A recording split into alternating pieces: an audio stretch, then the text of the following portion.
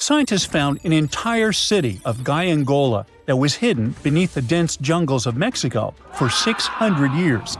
It covers 360 hectares, had over 1,000 buildings, 2.5 miles of defensive walls, a network of internal roads, and a well-planned urban layout with temples and ball courts, and separate neighborhoods for the elites and commoners. For centuries, people believed there was just an abandoned fortress there, based on stories passed on from generation to generation. Until recently, there was no way to see how truly huge it was without spending years on the ground. But thanks to the new technology, a remote sensing tool called LiDAR, they got a 3D model of the area in just 2 hours from a plane. Gyangola was built between the years 1350 and 1521. It was a crucially important place for the Zapotec people, a group that had lived in the area since around 700 BCE. In Gyangola, families lived together in homes with big patios in the middle, surrounded by rooms. When families got bigger, they built more rooms and made their homes larger. The study found that both the leaders and regular people worked together to make the city better. Because Gyangola was surrounded by mountains, they used this land wisely and built their houses in a way that fit the slopes and let rainwater flow naturally. This helped keep their homes safe and strong. They were built so well that many of these buildings are still standing, even after hundreds of years. There are 2 pyramids in the center of the city. They may have been used as temples where the priests celebrated rites and ceremonies to their deities. The priests brought offerings to the altars, and the people assembled at the 2 squares that are now sunken. Then, there is also a palace with 64 rooms, some of them with circular columns on several sloped terraces. There are patios with many stairways all connected to each other. The sensing tool also found a round-shaped lookout point on a natural rock, where the Zapotec people could see their foes approaching from a distance. Researchers also noticed 2 circular structures that could have been used to watch the stars and measure time. They also found some tombs, so there was most definitely a city cemetery. By the end of the 1400s, the Zapotec people controlled a large territory on the Pacific coast and had successfully defended their land from the Aztecs, who were trying to take over more territory. They did the almost impossible and survived a 7-month-long siege at Gyangola. When they won this conflict and kept control of the southern part of Mesoamerica, the Zapotecs didn't need to live in Gyangola anymore. Staying in the mountains had its pros, but they needed fresh water and good farmland to grow food. The small city of Tehuantepec, just 12 miles away, had these conditions, so they moved there just before the Spanish arrived in 1521. Over time, Zapotec traditions started to fade, but their culture didn't disappear completely, and more than 300,000 Zapotec people still live in Oaxaca state in Mexico. They speak their own languages and keep their traditions alive. Creating the 3D model of the lost city is just the beginning of the research. Archaeologists hope that future studies of Gyangola will help us learn more about how the Zapotecs were organized, how they ruled their cities, and how they interacted with the Spanish when they arrived. They plan to study all 1,100 buildings found in the LiDAR scan, and it will take a few years. Instead of digging up the ruins, they will use special technology to scan the land and learn more about the city without damaging it. This same tech helped scientists find another massive ancient city that lay hidden beneath the thick green canopy of the Amazon forest. A whole network of houses, plazas, roads, and canals was hiding in the shadow of a mighty volcano. For centuries, many scientists assumed that ancient Amazonian people lived in tiny huts, clearing patches of land to survive. But this city, built 2,500 years ago and inhabited for 1,000 years, proves the opposite. Now, scientists think tens of thousands or even hundreds of thousands of people lived in complex urban societies. Scanning the area found 6,000 rectangular platforms, each measuring around 66 by 33 feet, and standing 6 to 9 feet high. These structures were arranged in clusters around central plazas, with straight roads with perfect right angles and paths connecting them. One of the roads was 16 miles long. Building straight roads like this is far harder than just following the landscape. Some of these roads may have had deep spiritual or ceremonial significance. The volcano's rich soil helped the civilization thrive, but it may also have led to its downfall. Researchers also found signs of threats to the cities, such as ditches that block entrances to the settlements. Maybe some people living nearby were trying to get in. The next step for the researchers will be studying the adjoining 116 square miles to know more about this large, complex society that could be bigger than the well-known Mayan societies in Mexico and Central America. Meanwhile, in 1963, a man in Turkey discovered an ancient city while renovating his own house. He knocked down a wall in his basement and found a mysterious room. He kept digging and saw a tunnel. It led to the Derinkuyu underground city.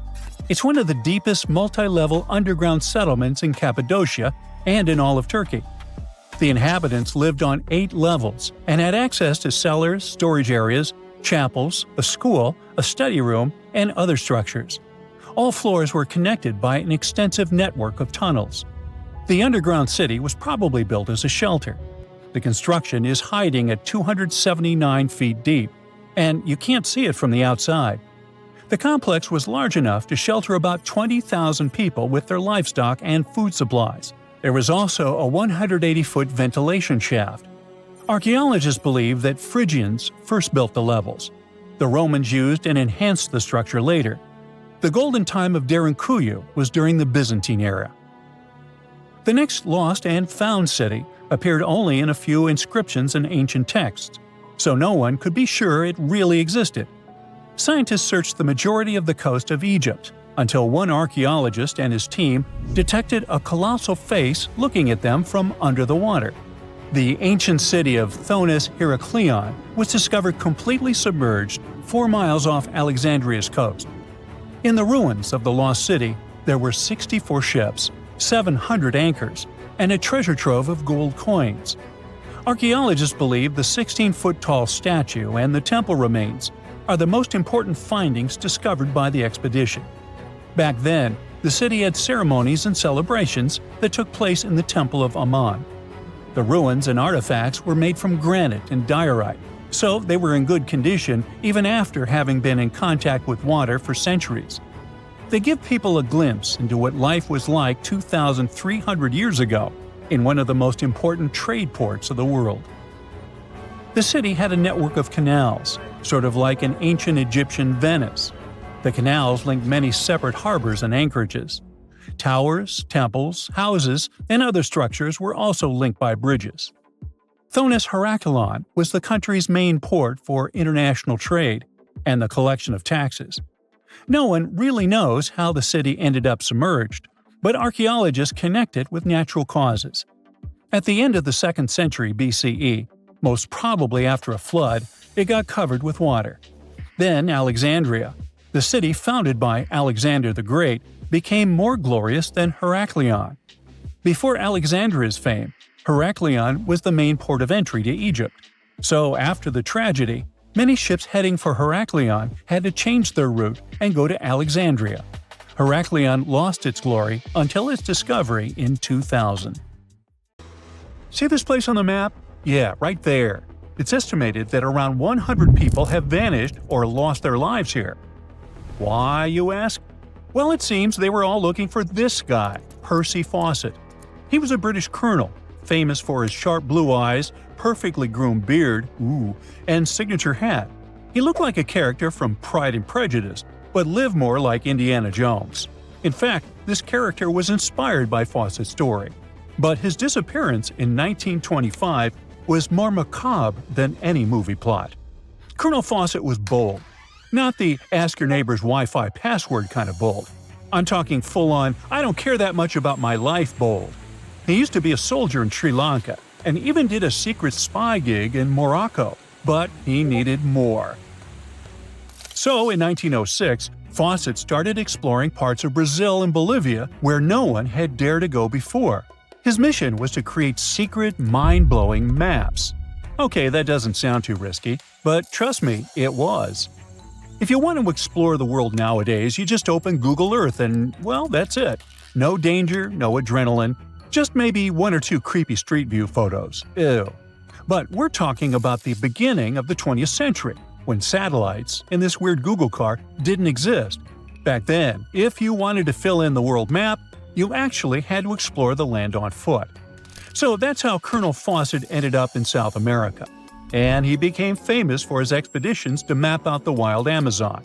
He was the first guy to record the locations of waterfalls in that region, for example. But then he got obsessed. Blame it on lack of sleep or whatever sketchy Amazon jungle juice he was sipping, but suddenly he was like, I'll bet there's an ancient advanced city hidden somewhere around here. Spoiler alert, there wasn't. But he was hooked on that idea. Hanging out with native Indians for so long convinced him that large groups could totally thrive in the middle of a massive rainforest. And of course, Fawcett loved a good old adventure story, especially the ones from the 16th and 17th centuries, written by European explorers. In those stories, adventurers claimed they had found huge settlements and fine roadways deep in the heart of Latin America. But Fawcett's all-time favorite story came from a manuscript written in 1753. Back then, adventurers were hunting for precious metals in Brazil when they stumbled upon a ruined city with monumental buildings, roads, and plazas. Oh, and every corner had a Roman-style spire. Naturally, the colonel was all in to find it. Too bad no one told him this manuscript is mostly considered a forgery. Yep, this story is as real as Snow White's. But then, things got weird. The settlement described in that manuscript was supposedly located in the northeast side of Brazil. But now, he's saying there's an advanced civilization in Mato Grosso, which is in a different part of the country. So he decided to name this new place the City of Z. Back in the 1920s, the colonel launched 2 separate expeditions to find it. But both trips failed, as he faced terrible weather, fever, and of course, exhaustion. Now, tell me in the comments, what do you think Fawcett did after 2 failed expeditions? Option A, he quit. Option B, he called his mom. Option C, he tried again because he didn't get the memo that the universe is clearly saying stop. Well, of course, option C is the right answer. This is relentless Fawcett we're talking about. So, 3 years later, the colonel finally gathered enough cash to launch yet another expedition in search of the City of Z. All he needed was a crew of people crazy enough to join him. Famous and experienced explorers were begging to come along. But nope, Fawcett decided to take his son and his best buddy instead. In January 1925, this brave trio set off on their journey. They packed mosquito nets, canned food, and made a promise, we shall return. Another spoiler alert, they didn't. Uh-oh. The journey kicked off in New Jersey, and then they sailed all the way to Rio de Janeiro, Brazil. There, they stopped to grab some pack animals, like horses, and hired a couple of local guides. Now they were ready to head to the city of Cuba. Now keep in mind the distances in Brazil are crazy huge. So this little journey was like traveling from Miami to Chicago on foot. 3 months later, they finally ventured into the jungle for the first time. And that's when the fun really began. The crew faced piranha-infested rivers, an endless maze of thick trees, and the worst part, bugs. The constant annoying zzz of a gazillion mosquitoes wouldn't let them sleep, and Fawcett's best friend's foot got huge from tick bites. But the colonel didn't have time to babysit his friend's princess foot. Oh no, he was too obsessed to take a break. In fact, at some point, he was so far ahead of his companions that he had to camp alone for a night. On May 29th, Fawcett finally came to his senses. There was no City of Z. But did he let that stop him? Not really. He unpacked their gear and sent the local guides back to Cuba. But before saying a final goodbye, he asked them to deliver a letter to his wife, saying something like, "Don't worry, hon, our son is well and getting stronger every day." Sure he was. Anyway, after this dramatic farewell, the trio set off into the bush alone. The darkness swallowed the thick forest, and then they were never seen again. Okay, that was intense, so let's fast forward. 2 years later, the newspapers were still speculating whether the trio could still be alive, and Fawcett became a legend, like Bigfoot, but less hairy. One guy said that the colonel had become one of the locals and was living his happily ever after in the jungle. Another guy said he was held prisoner by the Indians, but no one could confirm any of these sightings. It wasn't until 1928 that the British authorities finally thought, better late than never, and decided to look for Fawcett and his crew. By that time, they were sure their expedition had perished, but they still needed proof. And after days and days of surviving the jungle's worst nightmares, they found, well, nothing. But in a weird way, this mystery inspired more explorers to look for them. It's estimated that about 100 people have passed away in this process, and a few have followed in the explorers' footsteps by disappearing without a trace. So, what really happened to the expedition? Researchers have pointed their fingers at everything under the sun: parasitic infections, starvation, drowning, jaguar attacks, you name it. Some even say Fawcett dove headfirst into mysticism and started an occult community in the jungle.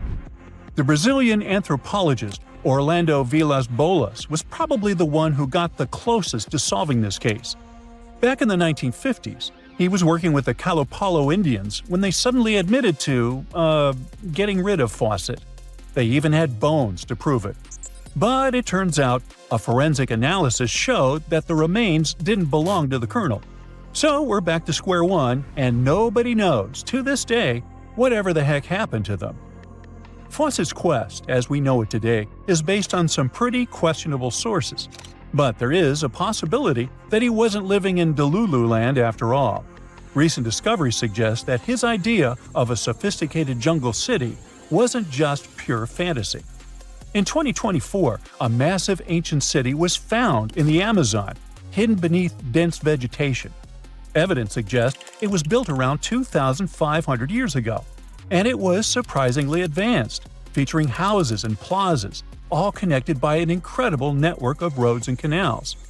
But this city was in a forest in Ecuador, not Brazil. So who knows? Maybe the legendary city of Z is still out there. Ooh. Imagine discovering an ancient city without leaving the comfort of your home. In 1963, a man in the Nevşehir province of Turkey did exactly that. He was renovating his house. He knocked down a wall in his basement and found a mysterious room.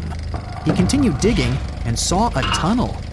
This is how Derinkuyu underground city was found. Derinkuyu is one of the deepest multi-level underground settlements of Cappadocia and in all of Turkey. This engineering masterpiece has 8 levels. The inhabitants living on those floors had access to cellars, storage areas, chapels, a school, a study room, and other structures. All floors are connected by an extensive network of tunnels. It's believed that the underground city was built as a shelter. You can't see the construction from the outside. Its depth is approximately 279 feet. The complex was large enough to shelter about 20,000 people, plus their livestock and food supplies. There's also a 180-foot ventilation shaft. People used it both for ventilation and as a well. The well supplied water both to the villagers living on the surface and to those hiding in the underground city. Interestingly, those living on the bottom levels were able to cut off the water supply for the upper and ground levels. This kept the water safe from potential poisoning. The place was designed for protection. The tunnels could be blocked from the inside with huge round rolling stone doors. The passageways were extremely narrow. Potential invaders had to enter the tunnels one at a time. Seems like they thought of everything in the 7th century BCE. Archaeologists believed the Phrygians were the ones who first built the levels. After them, the structure was used and enhanced in Roman times. This was when the chapels were added. The golden time of Derinkuyu, however, was during the Byzantine era. But how did these people manage to create such tunnels? Well, the rock they carved them into wasn't usual. It was soft volcanic rock. It appeared due to a geological process that began millions of years ago. Volcanic eruptions covered the area in thick ash. It then solidified into this soft rock. When the natural forces of wind and water eroded softer parts, only hard elements remained. Fun fact, fairy chimneys are also made of intricately shaped volcanic soft rock, but they formed naturally without any human intervention. I'm still in Turkey, but this time, my destination is Çanakkale, where a myth came to life. For 3,000 years, people believed that Homer's Iliad was fiction and that Troy never existed. In 1863, everything changed. Expatriate Frank Calvert discovered ancient ruins in western Turkey. He was convinced they belonged to the ancient city of Troy. Heinrich Schliemann examined this area in 1868. That's when Troy saw sunlight again after all those centuries. Troy has complex layers. Over the years, 9 ancient cities were built on top of one another. Historians say that the area was strategically located between Europe and Asia, so it became a prosperous trade and cultural center. This strategic position made Troy attractive throughout history. After the Trojan conflict, the city was abandoned between the years 1100 to 700 BCE. Then Greek settlers rediscovered the area, and Alexander the Great ruled there. The Romans then invaded the city. Speaking of this event, the first thing you would see when visiting the site is a replica of the wooden Trojan horse from a movie shot in 2004.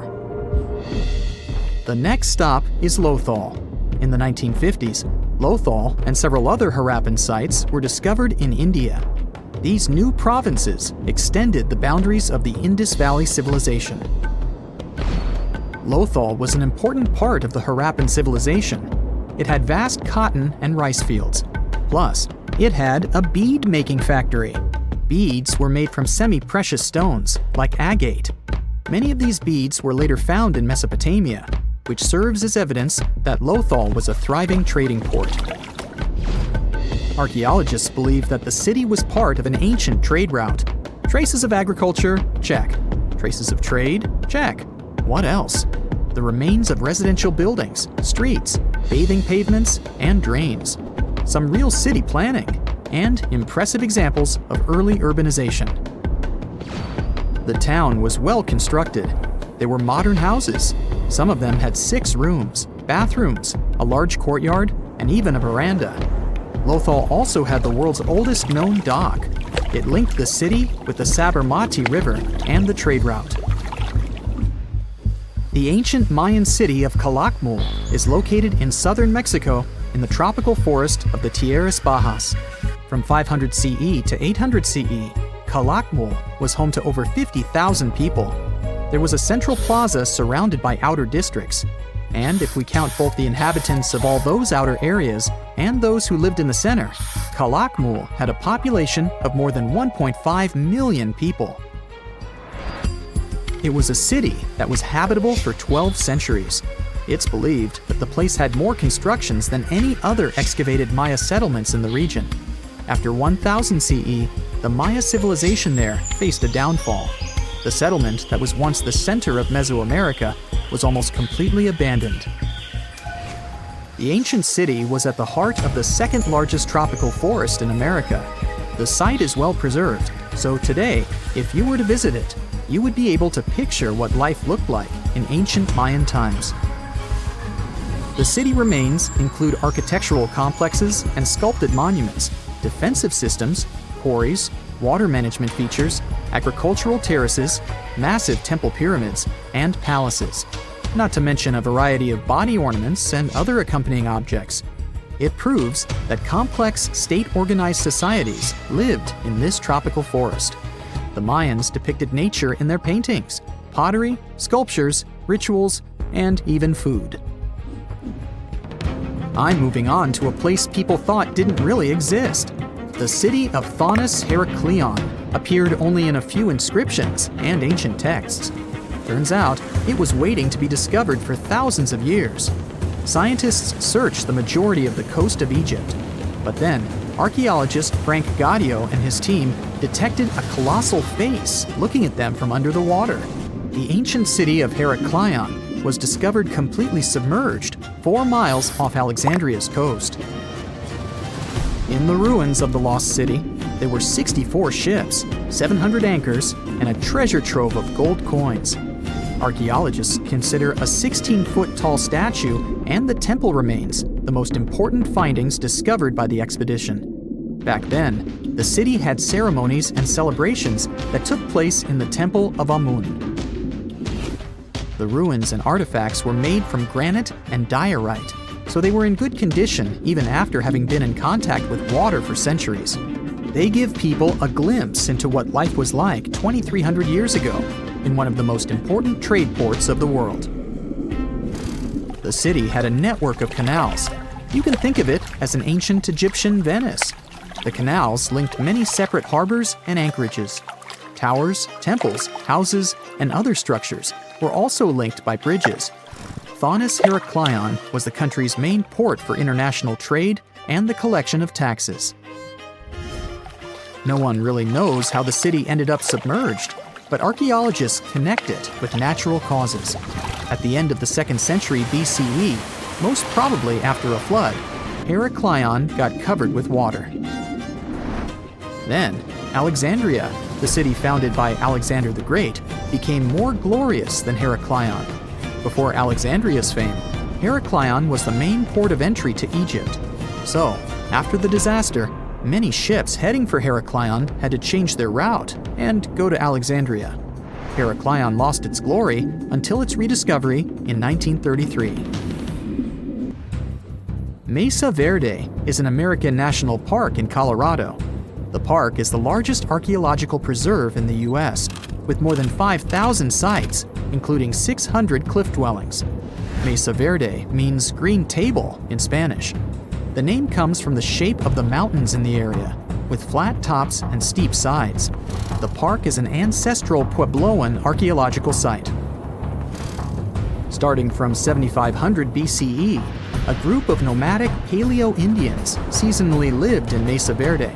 They were hunters, gatherers, and crop farmers.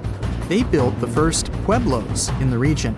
By the end of the 12th century, the Mesa Verdeans began constructing massive cliff dwellings, which are now the best-known structures in the park. When you think about it, islands aren't supposed to just, disappear. But that's exactly what happened in the Caspian Sea. NASA satellites watched a brand new island emerge, only to see it vanish completely within a year, like a ghost. And this wasn't a glitch or a mirage. It was real land, formed by a violent mud volcano, then swallowed back into the sea like it never existed. So what's going on here? The ghost tale started in early 2023, off the coast of Azerbaijan. There's this place called the Kumani Bank, a so-called mud volcano in the Caspian Sea, about 15 miles out. It has erupted multiple times, and each time, this led to a fascinating story, the one we're learning about now. When it erupted recently, it spewed a chaotic mix of mud, gas, and rock into the sea. But this time, NASA's satellites were there to catch it all on camera. In November 2022, the volcano's peak was still hidden beneath the waves. Just 4 months later, a brand new island appeared, stretching about 1,300 feet across. And then, in December 2024, it was gone, completely erased from the map. NASA said it had retreated from view like an apparition. The same thing happened in 1861, 1950, and several times since. But how does it work? Well, most people think of volcanoes as fiery mountains that spew molten lava. But mud volcanoes, like the Kumani Bank, are a completely different kind. They don't erupt with lava. Instead, they blast out thick, bubbling mud, sometimes mixed with methane gas, and that's a stinker. Scientists have found over 1,100 of them on land and shallow water, and there may be over 10,000 more hiding deep in the ocean. Now, these things are strange, dangerous, and still barely understood, and Azerbaijan is just a goldmine for them. Over 300 mud volcanoes have been counted on land and offshore, more than anywhere else on Earth. So, why so many? Because the Arabian and Eurasian tectonic plates collide under Azerbaijan, pushing against each other. This creates crazy pressure. Deep underground, water gets heated, but instead of melting rock, it mixes with minerals to create thick, pressurized mud. Tectonic forces squeeze this mud upward through faults and cracks in the Earth's crust. And when the pressure becomes too much, well, boom, it suddenly bursts, blasting mud, rock, and gas into the air. And sometimes these eruptions create temporary islands, like the one NASA just saw. But there's another crazy part.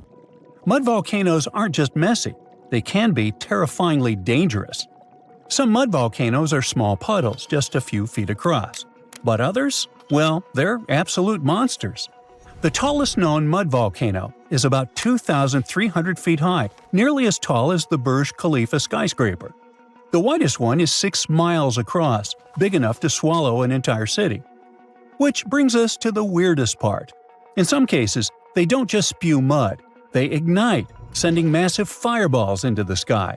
A horrible fountain of mud, gas, and flames towering hundreds of feet high. One of those happened in 2001, and it burned for days. That's why they often lead to horrifying catastrophes. In 2006, there was the Lucy mud volcano disaster in Indonesia. It erupted out of nowhere in the middle of a populated area. And what's even crazier, the mud flow never stopped. It's still erupting today. It buried tons of villages under the mud. Over 24,000 people lost their homes, and scientists predicted that this horror would continue for 20 more years. At first, no one knew what caused it. Some think it was just an earthquake 2 days later. Others blame drilling operations nearby. A gas company was exploring right before the eruption happened. Well, whatever the reason, it has turned entire towns into ghostly wastelands. And they're not just dangerous for us. They're a disaster to the planet in general. They just love to leak greenhouse gases. They constantly leak methane, one of the most powerful gases that warms up our entire planet. These guys release between 30 and 140 million tons of methane per year. That's up to 9% of all natural methane emissions, and more than some entire countries produce. Well, that's the estimate at least. Since most mud volcanoes are deep underwater, we still don't know how much gas is escaping into the ocean and the atmosphere. Many of them lie on continental slopes, too. That means they're holding huge amounts of trapped methane. If they suddenly decide to go wild, yeah, that won't be good for anyone. Some past eruptions in Azerbaijan have been insane as well. A few mud volcanoes there blasted flames so high that pilots could see them from airplanes. On July 4, 2021, a mud volcano on Dashli Island erupted like a true monster. The flames shot up 1,600 feet into the sky. That's taller than the Empire State Building. The fireball was visible from miles away. Even the capital of the country, Baku, saw it light up the night sky. Luckily, no oil platforms nearby were damaged, but it really scared people for a moment. Another one, also near Baku, erupted in 2018 so massively it shook the ground for miles. Luckily, the Kumani Bank isn't such a monster. Well, compared to those other examples. In 1950, the Kumani Bank erupted again, creating a horrifying pillar of fire about 330 feet high. It burned for 15 minutes.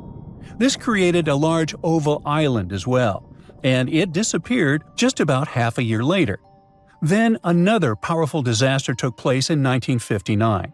For almost 20 minutes, flame reached the heights of about 650 feet, like about 2 statues of Liberty, including the base. The eruption brought up breccia, a type of rock made of broken fragments, and this time, a newly formed island lasted for 3 more years before eroding away. The thing is, those islands are never built to last. Mud volcano islands aren't made of solid rock, they're fragile piles of sediment. The Caspian Sea's waves and currents slowly eat away at them, washing it back into the ocean bit by bit. NASA isn't sure if the 2023 Kumani Bank eruption was as fire as that, but it didn't last that long either. All that remained was a faint shadow of land, barely peeking above the water. But will it rise again? Well, probably. Just don't get too excited. The Caspian Sea might create more ghost islands in the future, only to erase them again, as if they never existed. Now, interestingly, not all mud volcanoes are disasters waiting to happen. Some are actually ancient holy sites. Deep in Balochistan, Pakistan, stands Chandragupta, a sacred, constantly bubbling mud volcano. Hindu pilgrims believe it's a gateway to the deities. They visit it as part of their journey to the nearby temple. Before entering the temple, they tossed offerings into the mud pool, coconuts, rice, and sometimes even money. This volcano seems safe. People prayed to it for centuries. It never erupts, just slowly breathes like a living being. But even though it's sacred, it's still dangerous. The land around it is unstable, and eruptions can happen without warning. What's even crazier is that we might not be alone in having these bizarre formations. Scientists think that Mars may have mud volcanoes too. NASA has recently spotted strange dome-like creatures on the red planet. That could be ancient Martian mud volcanoes. And if that's the case, that's just another clue into an entire pile of evidence that Mars used to have liquid water. If they investigate it, they might even find some signs of life there. Well, maybe. They also think that Europa, Jupiter's icy moon, might have a version of these guys, except instead of mud, they erupt slushy water and ice. Now, the worst part about those guys is that we still don't fully understand them. Scientists can't predict how much methane they really release, why some of them erupt while others continue to sleep, and what they can tell us about life on other planets. We barely scratched the surface, literally. The deepest mud volcanoes are thousands of feet under the ocean. That's why many of them are completely unstudied right now. But perhaps they'll tell us their stories one day.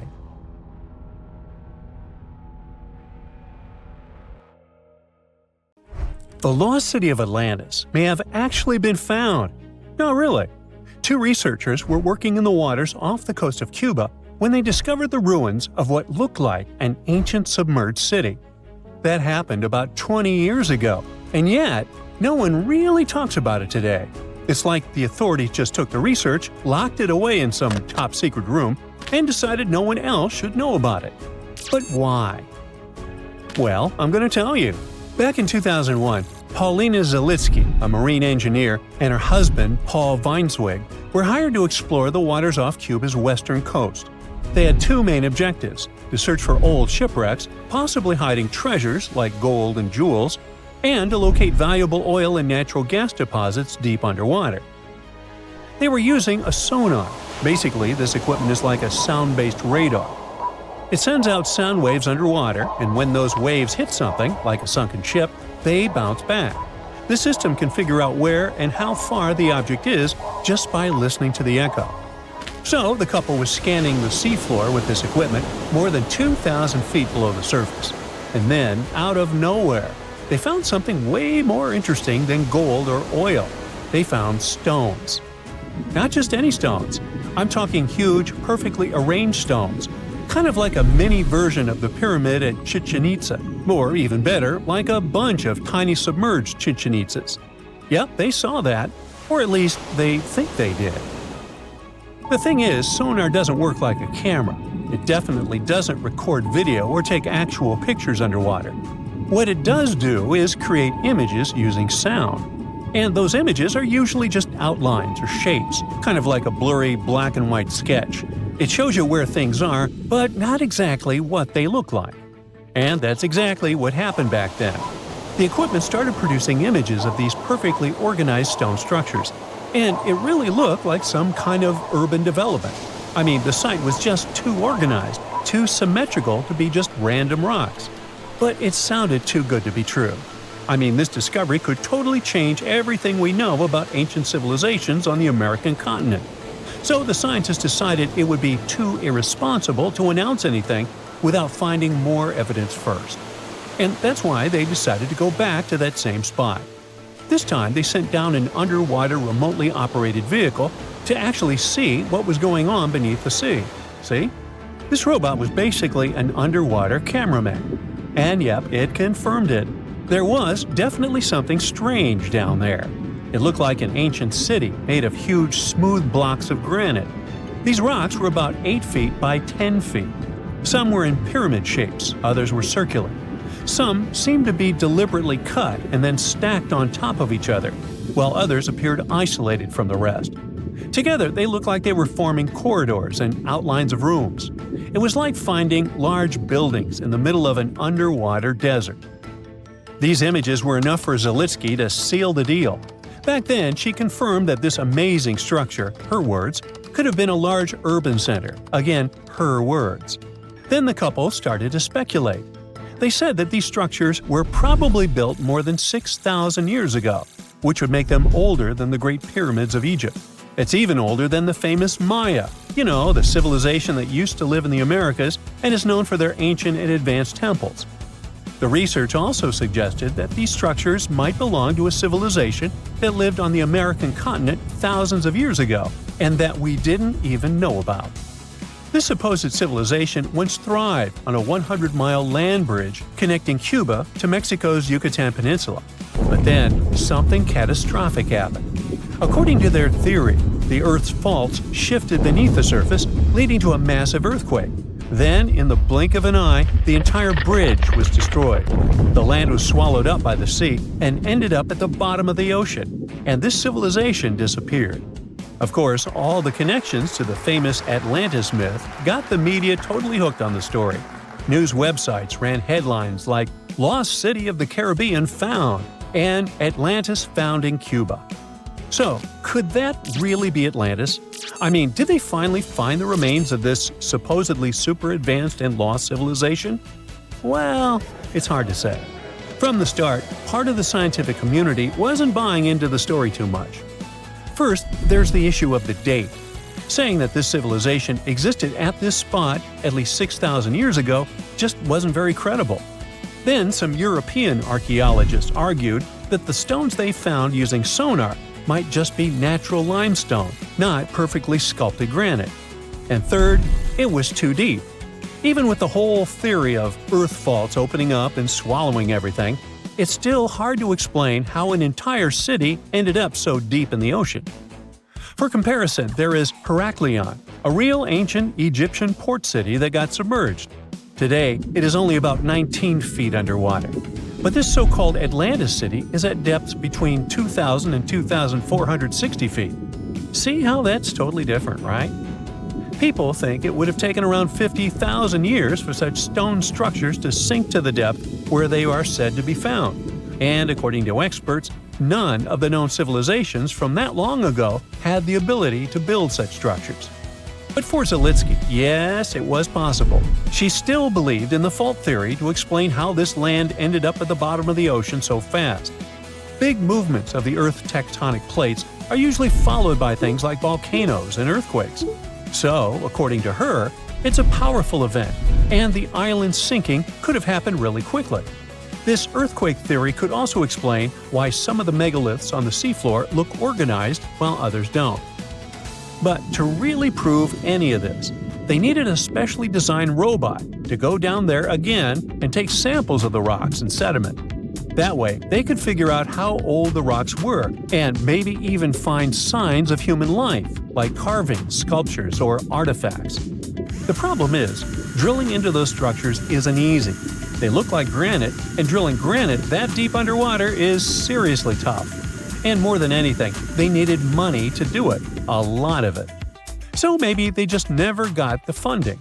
Because even with all that initial hype, no further explorations or studies were ever reported.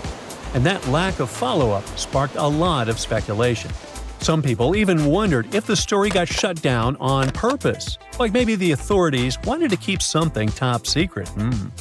As if this underwater city was built by some kind of higher extraterrestrial being, and they just don't want us to find out.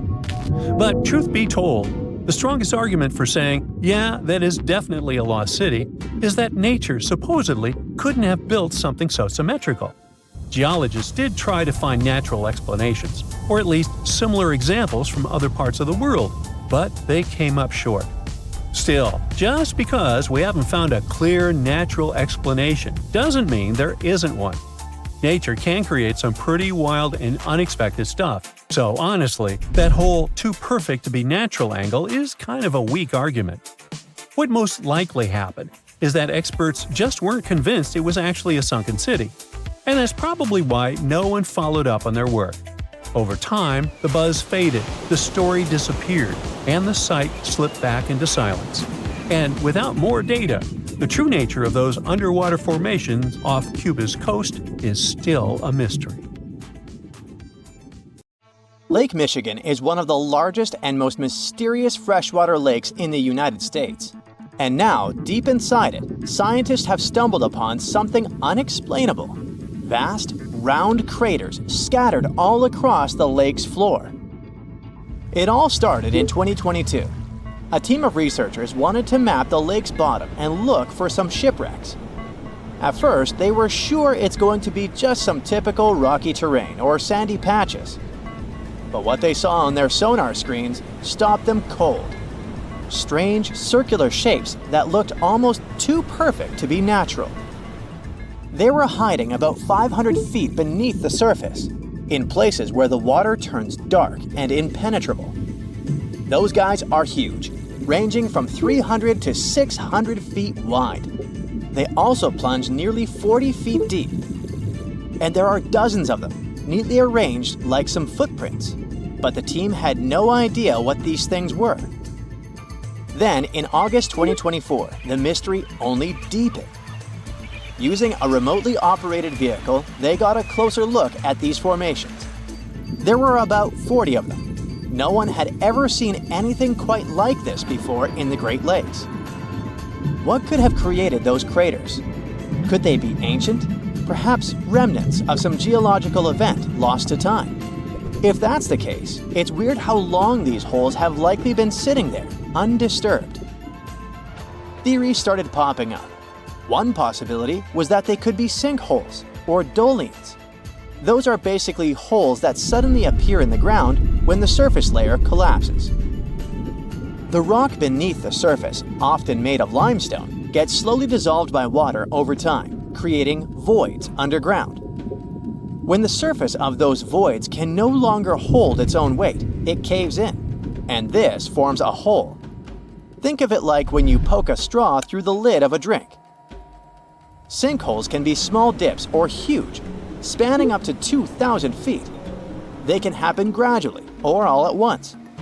Sometimes they can swallow entire cars or even buildings. And Lake Michigan sits on limestone bedrock. It erodes pretty easily when water flows through it.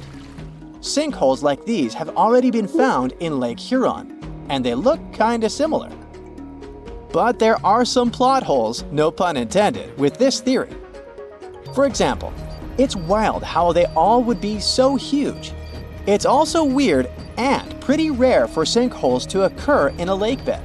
They also kind of resemble a straight pattern.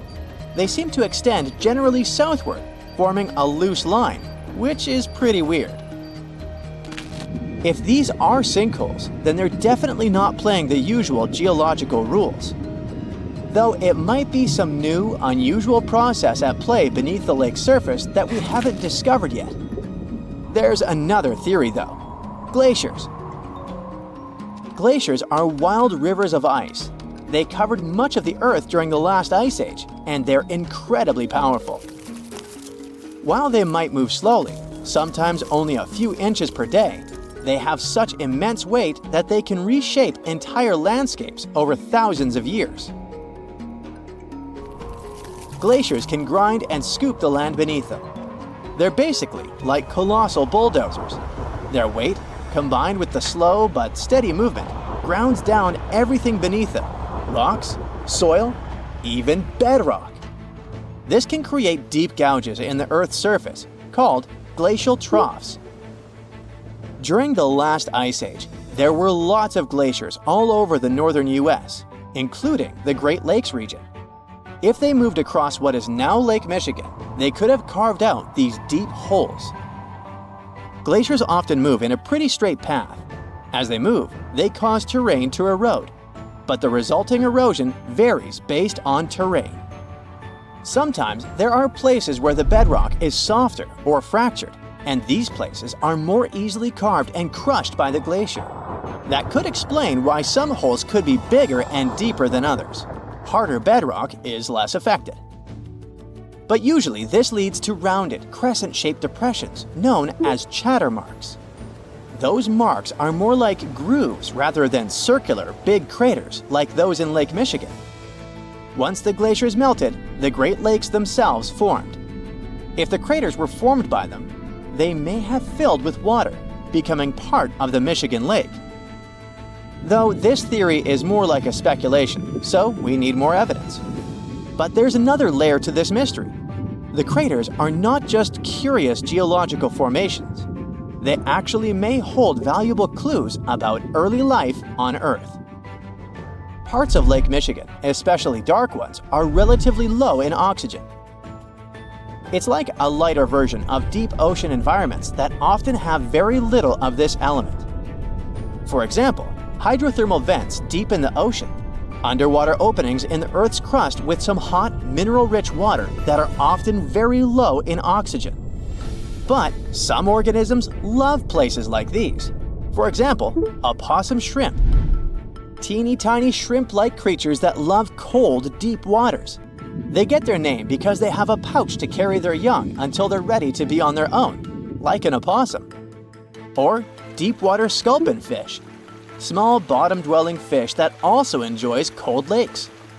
They're well adapted to living in dark waters and usually stay close to the lake bed. And weird organisms like invasive quagga mussels, which kinda look like shells. These are small freshwater mussels that have spread there to the Great Lakes.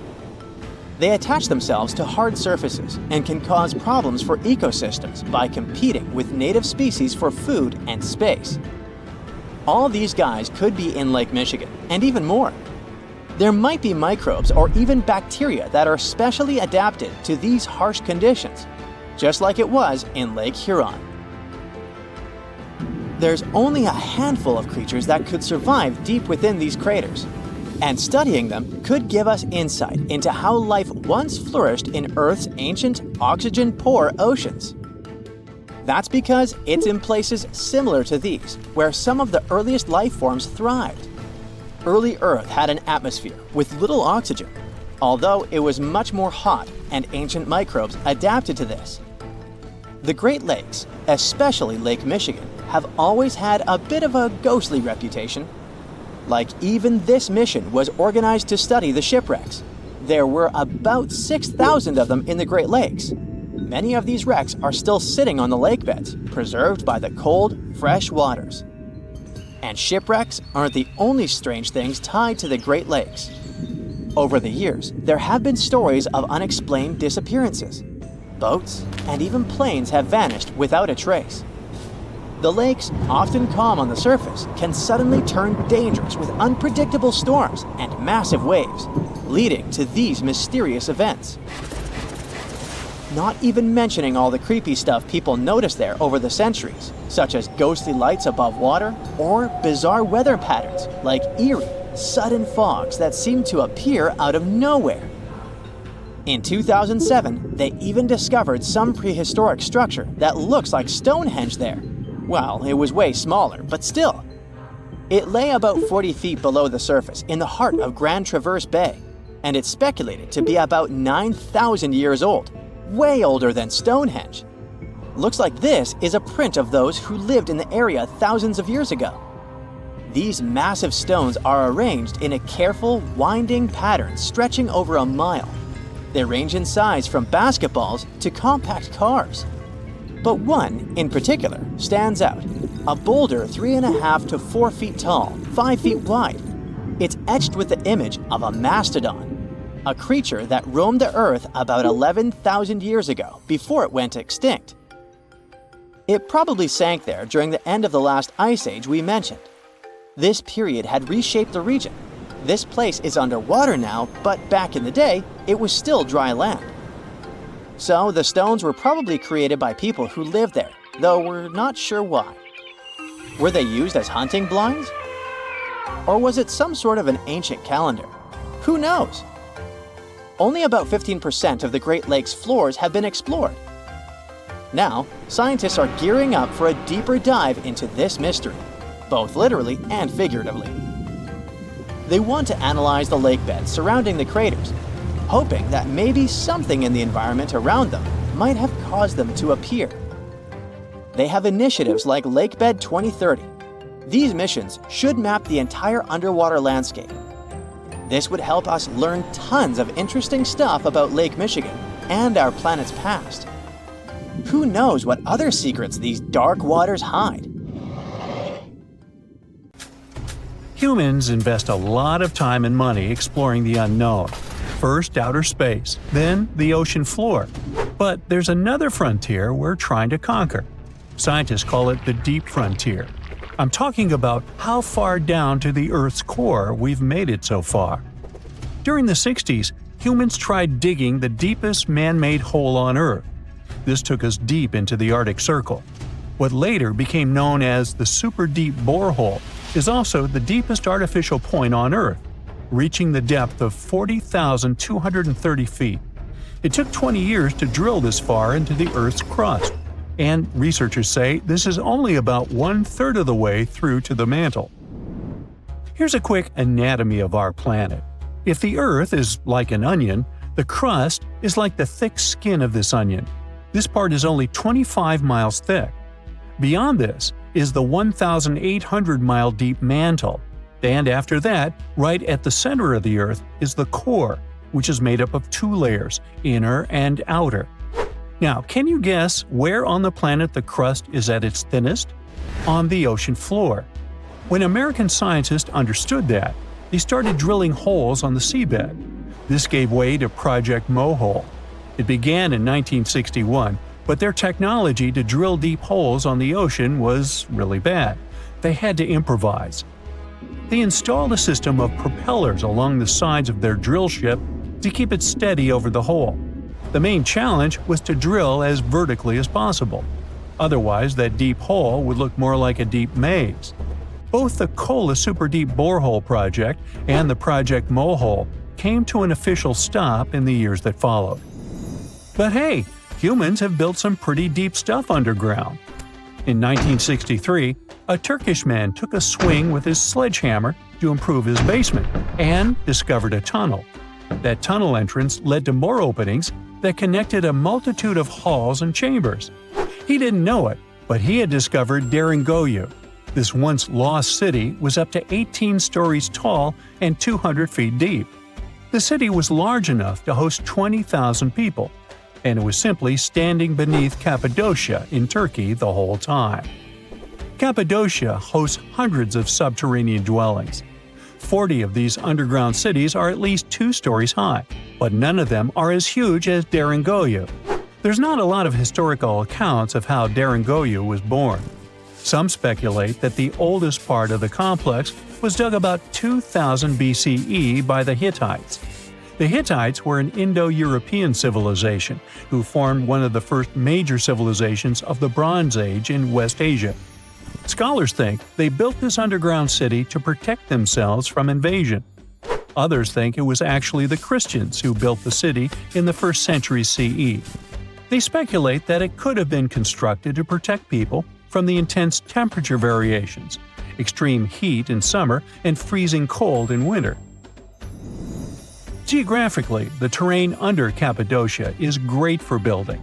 The rocks are soft, which makes tunneling easier. For that same reason, opening large caves underground is fragile. That's why most chambers have pillars that support them. On the bright side, and we are, none of the floors at Derinkuyu have ever collapsed. The builders of Derinkuyu thought of everything. The city was shut off from the world by huge rocks that hid its entrance. It was ventilated by a total of more than 15,000 shafts, around 10 centimeters wide. This way, they guaranteed enough breathing air in the upper levels in a way that they ended up being used as the living and sleeping quarters. The lower levels of this impressive maze were mainly used for storage. But honestly, they had it all: a room for a wine press, for domestic animals, small religious buildings. They certainly didn't spare any efforts to make that underground city as complete as an above-ground one. Now, speaking of impressive underground stuff, Switzerland has the longest tunnel in the world, built here on the Swiss Alps. This absurdly huge tunnel was built over 8,000 feet below the surface.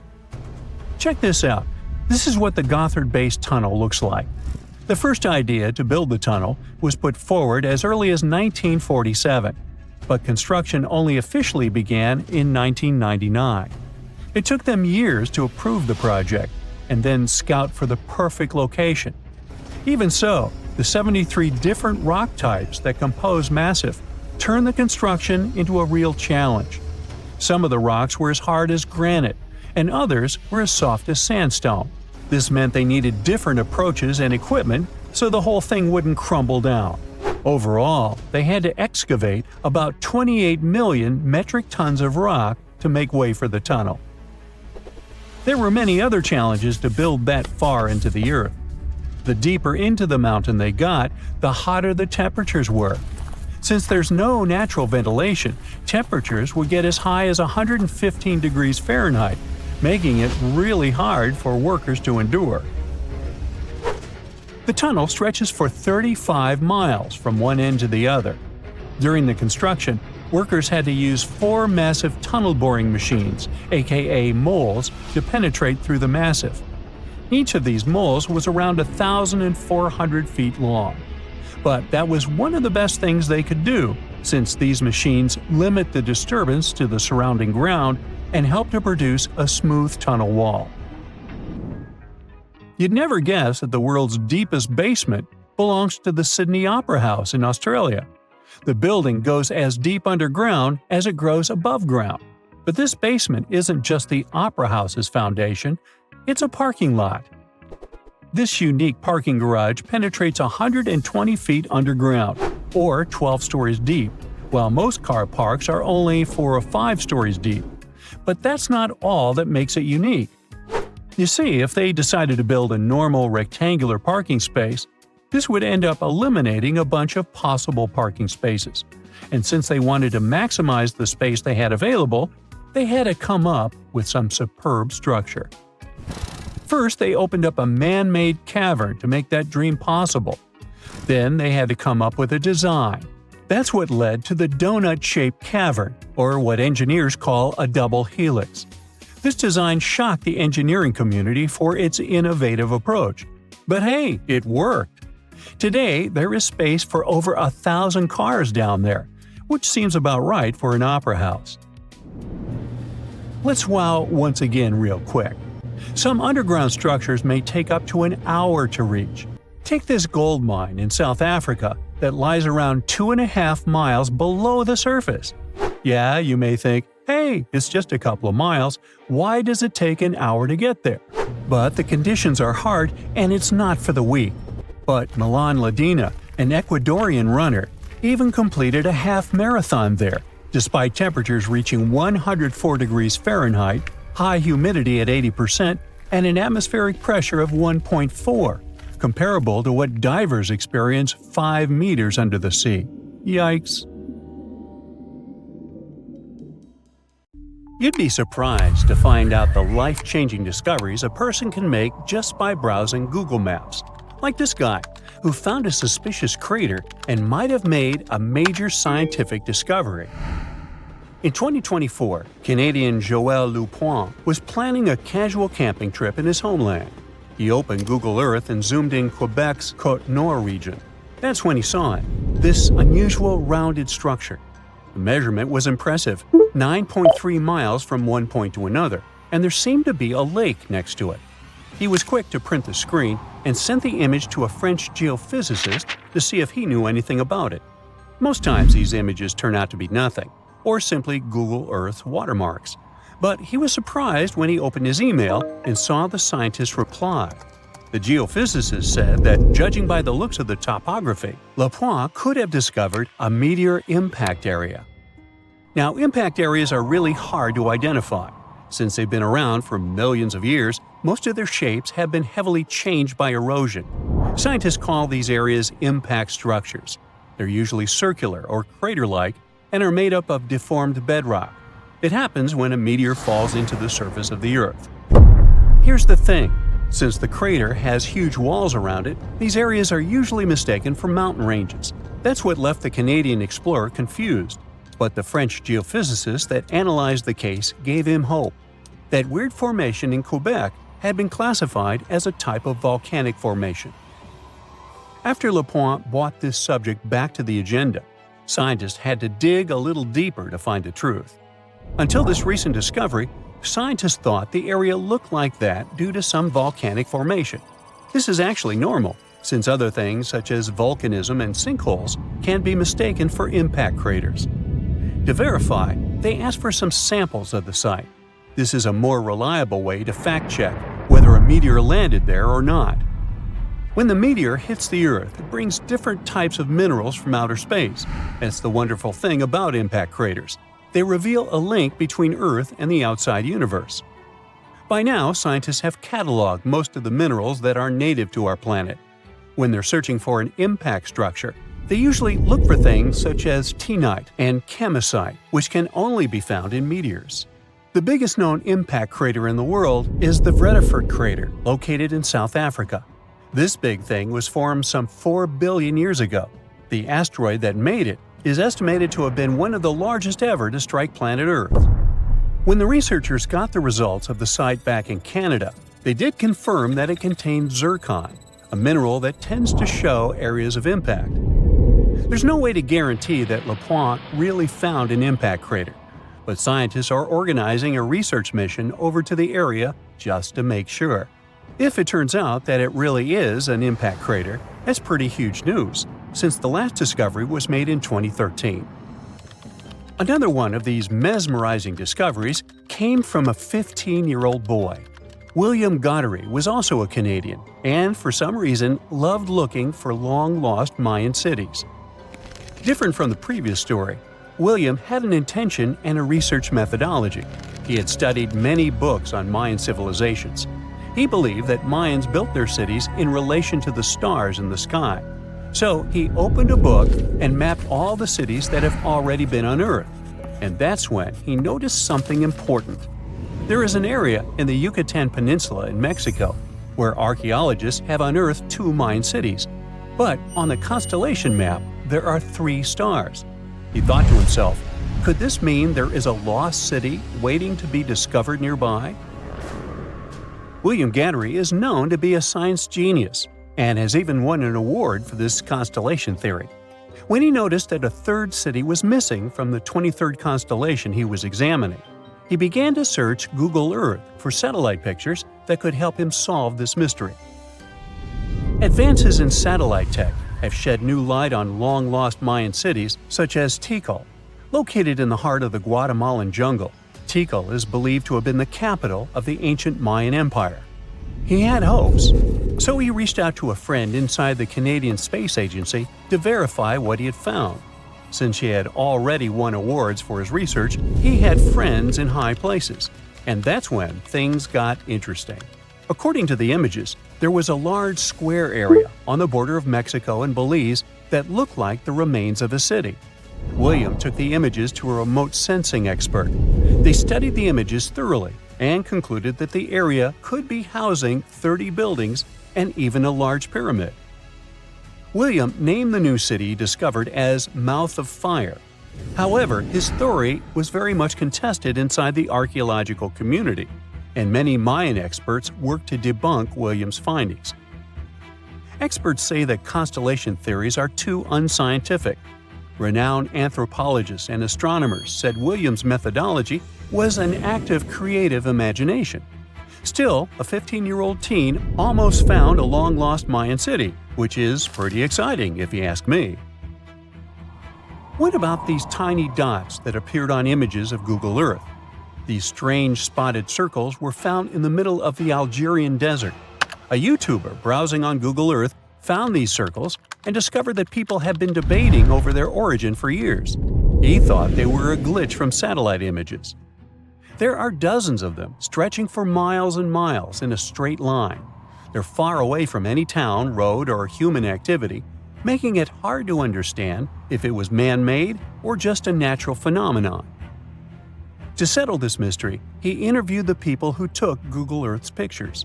He found out they were 100% true. The circles were there in real life. They appear in multiple pictures from multiple years. Now, at first, he guessed they were the result of oil activity. Algeria is a rich area for natural resources, so this made sense. To find out if the area is worth extracting, companies usually undertake seismic surveys. They're a way of analyzing the Earth's surface by sending shock waves into the ground. Depending on how these waves bounce back, you'll know what is located underground. There was another possibility. The Sahara is a very dry area of the planet. The average high temperatures in summer are over 104 degrees Fahrenheit. To survive there, people need to find ways of accessing water. So his second guess was that the circles were a kind of ruin or leftover from ancient water wells. But when he talked to an expert, he found out they weren't ancient water wells.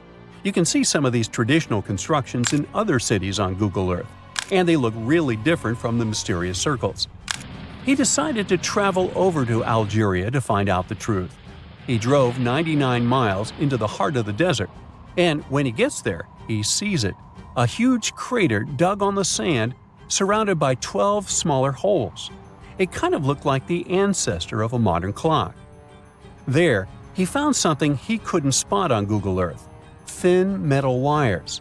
When the curious YouTuber and his teams started to dig in the sand, they found old dynamite and some sardine cans. Apparently, they were hiding the truth. The Sahara Circles, as they were famously called, were not the historical leftovers of seismic surveying. Back at the time when these circles were made, this technology didn't even exist, but they were sure related to oil exploration. The dynamite holes were an ancient method of oil searching, and the sardine cans? Well, they were left by the workers who were exploring the region. Another Google Earth mystery solved. The South Pole is more than penguins and endless snow. There's a hidden ghost world within it. Look, it's right here on the globe. Don't confuse Antarctica with the Arctic, which is at the top of our maps. Much smaller in size, and, let's face it, way less mysterious. The ice sheet covering Antarctica is about 1 to 3 miles thick, which is up to 16 Eiffel Towers stacked on each other. This massive blanket hides the true features and contours of Antarctica's land. We still don't know much about this mysterious continent, and it is ice and snow that are to blame. We still don't even know the true shape and size of this continent. Mapping Antarctica without some huge shovels is an incredibly hard task. But satellites learned to penetrate the ice with their cameras. And now we know there's actually an enormous, dramatic ancient landscape beneath the snow. The ghost of the past.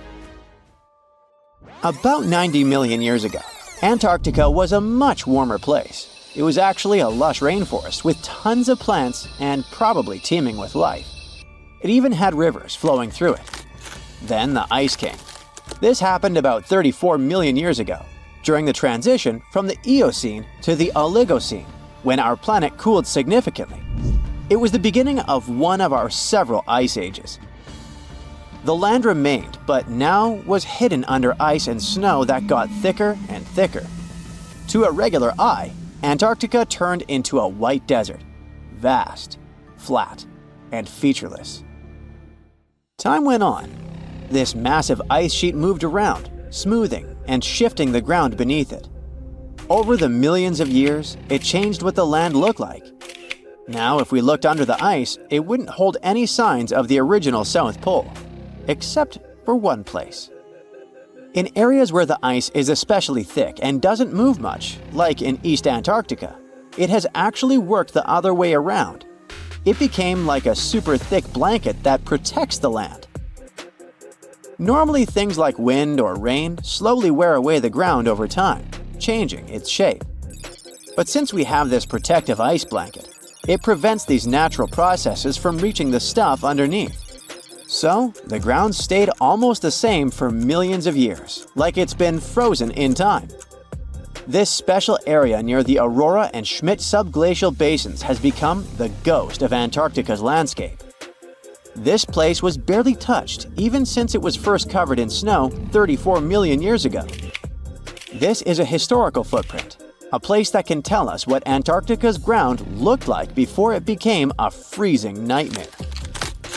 As scientists peered under East Antarctica, they saw an amazing ghost. The traces of the rivers that were flowing there millions of years ago, various valleys, and some weird little islands, as well as 3 big chunks of land shaped like the letter U. Hey, what's that all about? You see, the continents on our planet are moving constantly, sliding along the red-hot lava mantle like cereal on milk. Over history, they came together and broke apart several times. Hundreds of millions of years ago, several continents were a part of one enormous Gondwana. Antarctica was one of them. It used to be one huge landmass. But when Gondwana broke apart, the poor continent got stretched by tectonic forces. Parts of land were pulled away from each other. Whoosh! And they got torn apart. And that's how we got these big chunks or blocks of land under thick layers of ice. In any case, scientists now want to explore this ghost a bit more. But to study it deeply, they need to actually drill down through the ice, like using a straw to get to the bottom of a thick shake. This will help them pick up some rocks and dirt from way below to learn more about the Earth's history and climate. Antarctica is the 5th largest continent in the world, approximately bigger than the entirety of Europe or Australia, competing with the entire South America in size. Aside from East Antarctica, we discussed there are several more regions: Antarctica Peninsula, South Pole, West Antarctica, and the Ross Sea. The continent is basically a frozen sandbox, and all its hidden, mysterious landscape is actually less explored than Mars's terrain. We only know for sure that without ice, it wouldn't just be flat and empty, but an entire world full of big mountains, huge canyons, and even fiery volcanoes. Some of these volcanoes are so huge that they peak above the layers of snow. In West Antarctica alone, there are at least 138 volcanoes, though only about 8 or 9 are active today. One of the craziest ones is Mount Erebus, the southernmost volcano and the tallest one on the continent, about 12,500 feet high. And deep beneath the ice sheet, this guy hosts incredible, beautiful subvolcanic caves. The temperatures there are warm enough for t-shirts. The Antarctic Peninsula, or Lesser Antarctica, looks like a bunch of mountainous islands deeply underground. It has newer volcanic rocks that are part of the Pacific Ring of Fire, which is like a giant circle of volcanoes and earthquake zones around the Pacific Ocean. The Greater Antarctica is a huge part, almost as big as Australia. It consists of East Antarctica and the South Pole. Beneath the ice, it's a place of rocks that have been around for a very, very long time, including the special zone we mentioned. You probably know that Antarctica is nearly devoid of humans. No wonder, with a mean temperature of about minus 46 degrees Fahrenheit. But even though this place is horrifyingly cold and deserted, life still clings on. You guessed it, in the underworld. In 2017, scientists found DNA traces of algae, moss, and even possibly unknown small animals in the deep caves. That means that even in such crazy conditions, there are still unique ecosystems thriving in little isolated warm pockets beneath the snow. There was another incredible find beneath Antarctica's Ross Ice Shelf, a lively ecosystem vibing within an underground river. Scientists have long suspected that Antarctica's underworld should have some freshwater lakes and rivers. One day, a satellite spotted a groove there. They decided to explore it and used a hot water drill to melt their way through the ice. As they reached the underworld, they dropped a camera into one of those hidden fresh rivers. And at first, they thought they'd find just some rocks or something. But instead, they stumbled upon hundreds of amphipods, tiny shrimp-like creatures. Little ones instantly swarmed around the lens. Shrimps blocked the camera and scientists couldn't check out what they wanted to. Pretty funny, but at least that means that there really is an important ecosystem deep within Antarctica. Now, they're gonna explore it. And all this is just the beginning of the mysterious underworld. Antarctica's snow also hides the deepest canyon on Earth under the Denman Glacier. Well, Mariana Trench is still the deepest point on Earth, but it's a part of the oceanic crust, geologically speaking. Also, in 1958, explorers found a huge mountain range under the ice, as big and tall as the famous Alps Mountains. The range stretched for about 745 miles with peaks as high as 1.7 miles. And all this magnificence is buried under tons of ice. Who knows what else we might find there? Antarctica holds about 60% of our entire planet's freshwater, which means it would be pretty bad if it melted. For example, there's this Doomsday Glacier, officially known as Thwaites Glacier. It's a huge ice formation, about the size of Florida, and it's melting right now. Every year, the sea levels rise by 4% because of it. If this guy melts away completely, the sea levels all around the world will increase by 2 feet, which might not sound like a lot, but it would be catastrophic for coastal areas. Luckily, researchers have found that even if its ice shelf were to collapse in the next 50 years, the glacier itself wouldn't retreat as quickly as they feared. It's still losing ice rapidly, but it would be quite a slow process.